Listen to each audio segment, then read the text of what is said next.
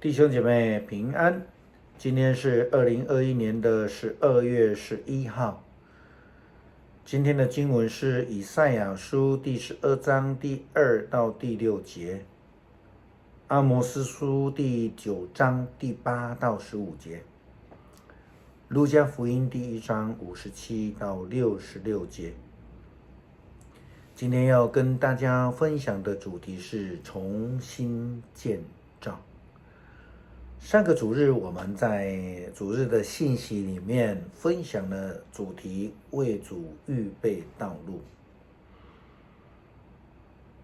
圣经里面无论是福音书，或者是以赛亚书，或者是马拉基书，都提到这样的主题，这样的一个概念。无论是填满洼地，或是铲平高山，这些工作都牵涉到了改变这个意涵。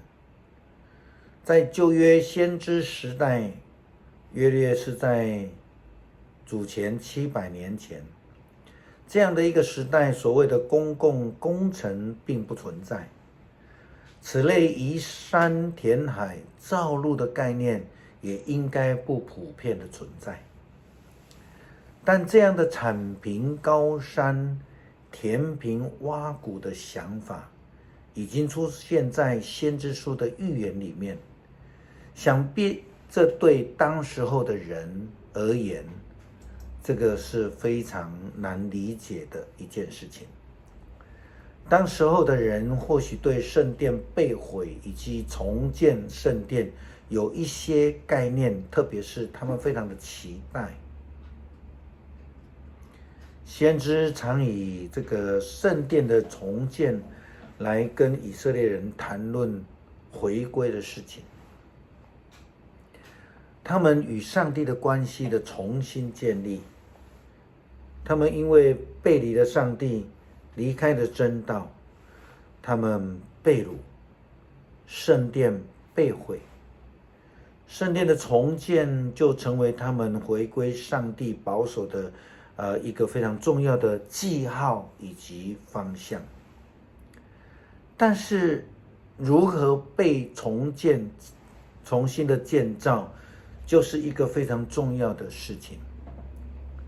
阿摩司的先知预言里面，他说到，上主说，有一天我要重建大卫那破碎的王国，我要修补他的城墙，我要重新建造，造得跟从前的完全一样，使以色列人能征讨残存的以东人，收复属于我的失地。这话是要使这一切成就的上主说的。上主说，那日子就快到了，五谷生长，收割都来不及，葡萄成熟，酿酒都来不及，大山滴流美酒，漫过了小山丘。我要领我的以色列民回归故土，他们要重建破碎的城市，永久的住在那里。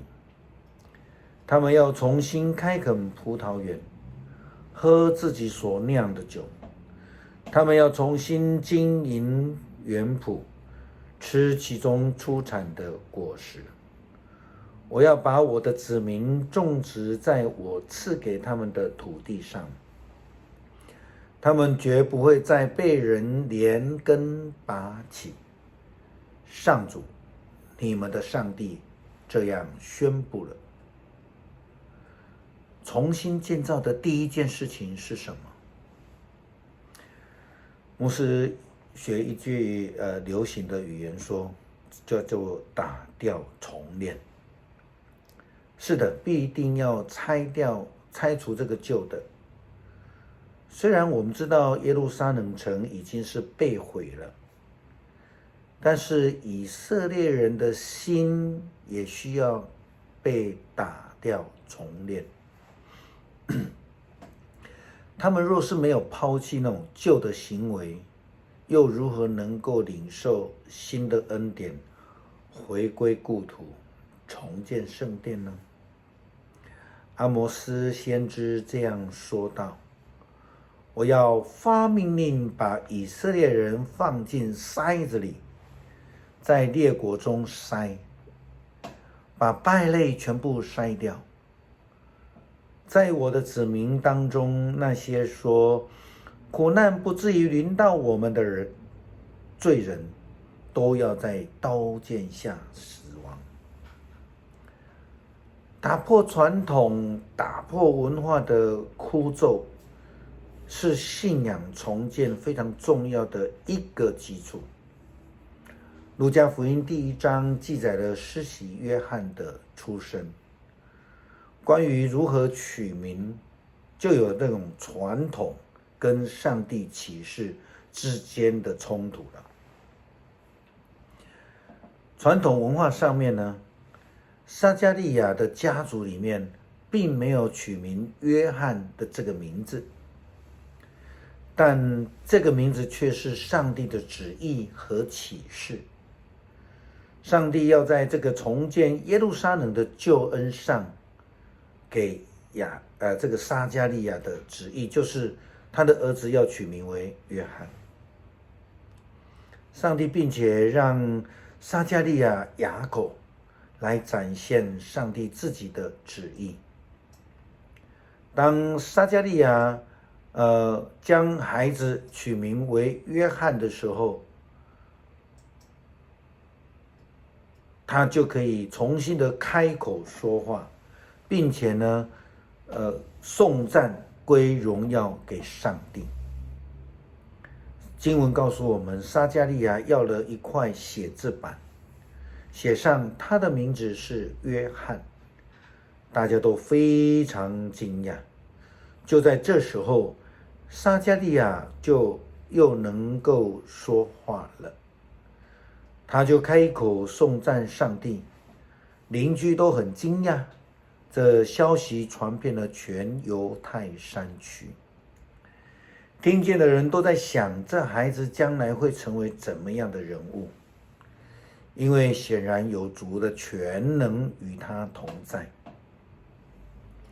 想一想，我们的服事是否仍然维持在传统啊？我们以前都这样子啊，这个就是文化嘛，我们就这样习惯嘛，或者说，哎呦，我们就根本不愿被改变啊。如果真的是维持如此的时候，我们又如何能够被重建呢？当我们不愿意放下自我的时候，其实有时候就连上帝亲自临在也起不了什么作用的。这让我们想起亚伯拉罕对那一位财主所说的话。亚伯拉罕说，他们有摩西和先知的话可以听从。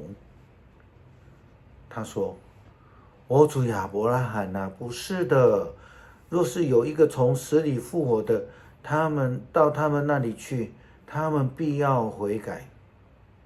亚伯拉罕又说，若是不听从摩西和先知的话，就是有一个从死里复活的，他们也不听劝。这是记载在路加福音16章的经文。我们也要用以赛亚书12章第2到第6节一起来读。瞧吧，上帝是我的救主，我要信赖他，我不惧怕。上主是我的力量，是我的诗歌，他拯救了我。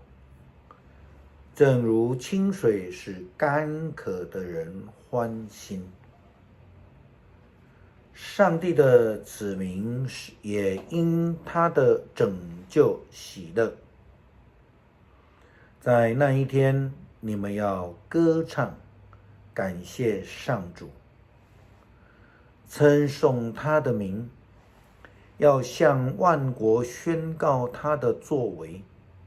要向万民传扬他的圣名，要向上主唱歌，因为他成就了大事，要让全世界听到这消息。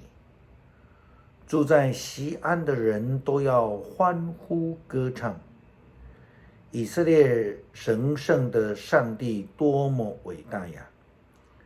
他住在以色列人民当中。我们一起来祷告。我们在天上的阿爸父啊，我们恳求你赦免我们日常的罪。我们在不经意当中得罪了人，也得罪了你。求主你以你的慈爱圣灵重建我们的生命，使我们的生活越来越与你亲近。如同儿童诗歌的歌词这样说道：每一日我主，我恳求3件事，更深刻认识你，更虔诚敬爱你，更紧紧跟随你每一日。奉主名求，阿们。